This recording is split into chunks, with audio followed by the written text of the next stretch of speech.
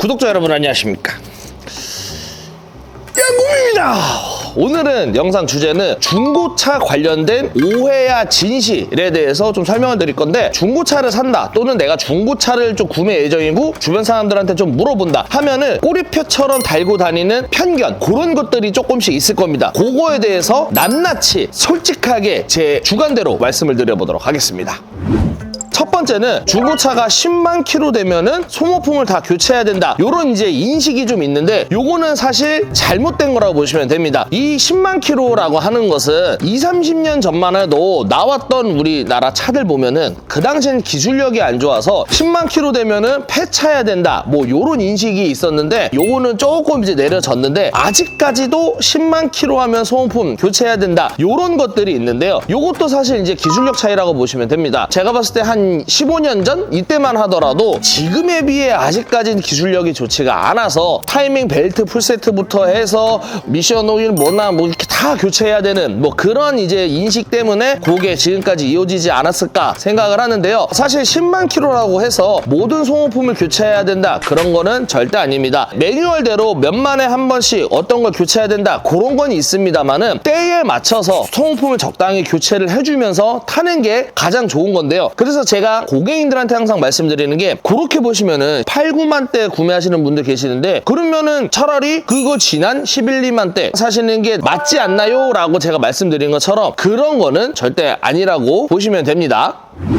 두 번째 오해야 진실은 20만 킬로 넘으면 폐차를 해야 된다. 요거는 반은 맞고 반은 틀립니다. 내구성 튼튼하고 장고장 안 나는 차들이 더러 있습니다. 아예 없다고 말씀드릴 수는 없는데, 그런 차들 보면은 30만, 40만, 50만 또 거뜬히 타고요. 그러지 않아도 요즘 나오는 차들, 요건 아까 전자 때 말씀드린 것처럼 기술력이 이제 많이 발전이 됐죠, 우리나라가. 물론 다른 이제 유럽 브랜드나 미국 같은 경우, 특히 일본 같은 경우 그런 차들에 비해 아직까지는 우리나라가 갈 길이 먼 건 사실입니다만은, 그래도 예전보다는 많이 기술력이 좋아졌습니다. 관리 안 된 차들 보면은 20만도 안 돼서 폐차하는 경우도 있고요. 관리 잘한 것들은 30만, 40만 그 이상도 탑니다. 대표적인 게 뭐 하나로 말씀드리자면은 택시 차량들, 택시 부할 차량들 보면은 4, 50만은 거뜬히 타잖아요. 그런 것처럼 내가 어떻게 관리하냐에 따라서 20만 그 이상도 탈 수 있고 그 20만도 되기 전에 폐차할 수도 있다고 보시면 되는데, 대표적으로 이 레인은 제가 고객님들 모시고 왔다 갔다 한 차 레인데 지금 19만 킬로인데도 짱짱하게 잘 굴러가고 있거든요. 요런 것처럼 20만 킬로 무조건 넘어서 폐차한다? 그런 거는 절대 아닙니다.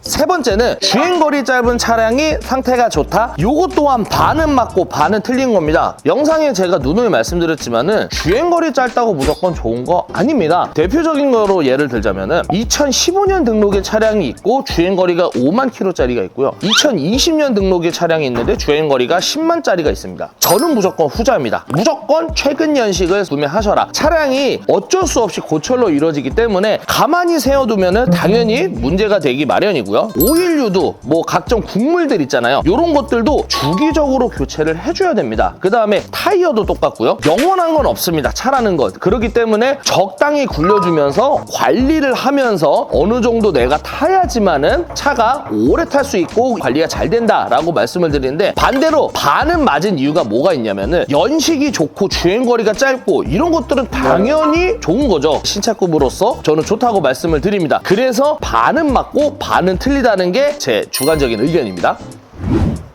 마지막 네 번째는 용도 이력 있는 차, 즉 렌트카로 굴린 차량들은 무조건 상태가 안 좋다? 요것 또한 거의 틀린 부분이 좀 많습니다. 이거는 제가 영상에도 꾸준히 말씀드린 부분도 있고 또 구매하러 오신 분들한테도 꾸준히 말씀드렸던 부분 중에 하나인데요. 장기 렌트 이력 있는 차들, 이런 것들은 상태가 괜찮다고 말씀을 드리는데, 장기 이력 있는 차들은 사실 우리가 판단이 안 돼요. 가불부 이런 거를 발급을 하더라도 명의는 렌트카 명의로 돼 있기 때문에 이거에 대한 내용은 정확히 알 수가 없습니다. 하지만은 유추할 수 있는 부분이 있는데요. 이 영상 보시는 분들 중에 렌트 안 해보신 분들은 없을 거라고 저는 생각합니다. 저 또한 렌트를 해봐서 아는데, 대부분 우리가 일반 뭐 쏘카나 아니면 제주도 가서 빌린 렌트카 이런 거 보면은 기본적으로 차량들이 옵션이 거의 없어요. 하다못해 그냥 스마트키, 내비오카, 사제 요렇게만 장착돼 있거나, 뭐 어떤 차들은 스마트키도 없는 차들도 있는데, 그런 차들 보면은 일반 렌트카로 이제 많이들 굴립니다. 왜 그러냐면은 이 렌트카 회사에서 봤을 때는 차를 싸게 대량으로 뽑아서 많이 굴려야 되거든요. 그렇기 때문에 굳이 비싸게 다 들어가 있는 옵션들을 렌트카로 뽑아서 일반 렌트로 돌리진 않습니다. 근데 보시는 이런 제네시스 또는 그랜저급 이런 것들 보면은 대부분 다 회사 명의로 해서 렌트를 뽑습니다. 그래서 운행을 하면서 내가 관리하면서 타는 분들도 굉장히 많고요. 그 다음에 또 다른 이유로는 부득이하게 명의를 차를 못 갖는 사람들이 있습니다. 과다로 뭐 이렇게 세금이나 잡히면 안 되시는 분들, 그런 분들은 렌트카로 이제 출고를 합니다. 그 다음에 이제 또 렌트카 보면은 좀 메리트 있는 부분들이 조금 더 있습니다. 할부 같은 경우도 금리가 좀 굉장히 저렴한 부분도 있고요. 월 불입금 안에 내가 얼마를 조금 더 추가하면은 한 달에 한 번씩 와서 정기적으로 점검해주는 그런 시스템도 있습니다. 그래서 무조건 렌트카라고 해서 상태가 안 좋다라는 건 아니지만은 만약에 이 영상 보시고 렌트 이력 있는 차 구매하시는 분들 계신다면은 옵션이 빠진 차량들은 웬만하면은 배제해라 라고 저는 말씀을 드리고 싶습니다. 이처럼 중고차에 대해서 오해와 진실에 대해서 좀 설명을 드렸는데, 물론 중고차 하면은 편견이 있을 수 있습니다. 아직까지도 중고차 시장 하면은 인식이 안 좋은 건 맞습니다. 그거는 제가 봤을 때는 딜러들이 만들지 않을까 생각을 하는데, 하루빨리 조금 더 인식이 더 좋아지기를 저는 좀 바라고 있고요. 그 일을 누가 하냐? 저를 비롯한 다른 유튜버들, 정직하게 하시는 분들, 이런 분들 때문에 중고차 시장이 조금 더 예전에 비해 많이 편견이 없어지지 않았나 생각을 합니다. 지금까지 말씀드렸던 이 부분은 100% 제 주관적인 의견이므로 다 맞다라고 말씀드릴 수는 없지만은 그래도 어느 정도는 맞는 부분이 있다고 생각을 합니다. 저는 여기서 영상 마치도록 하고요. 다음에 좋은 영상과 좋은 정보 가지고 구독자님들을 찾아뵙는 걸로 하겠습니다. 시청해주셔서 여러분 진심으로 감사드립니다.